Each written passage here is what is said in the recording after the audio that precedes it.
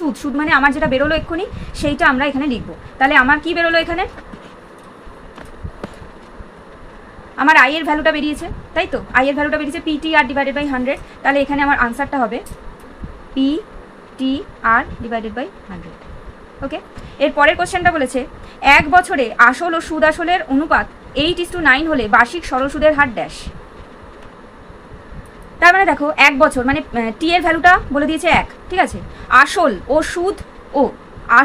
সুদ আসলের অনুপাত 8:9। তার মানে কি আসলটা হচ্ছে 8x টাকা, মানে আলাদা আলাদা করে যদি আমি বের করি তাহলে আসলটা হচ্ছে 8x টাকা আর সুদ আসলটা হচ্ছে 9x টাকা, ঠিক আছে। তাহলে এই দুটোর থেকে দেখো আসল আর সুদ আসল এই দুটোর থেকে আমি সুদ পেয়ে যাব, ঠিক আছে। তাহলে এখান থেকে আমাকে কি বের করতে হবে না, সরল সুদের হার, তার মানে 8টা বের করতে হবে। তাহলে দেখা যাক, দেখো শুরু করলাম অঙ্কটা, ধরি আসল সমান সমান 8x টাকা, সুদ আসল হচ্ছে 9x টাকা। তাহলে এই দুটো থেকে আমি পেয়ে যাচ্ছি সুদ সমান সমান 9x - 8x ইকুয়াল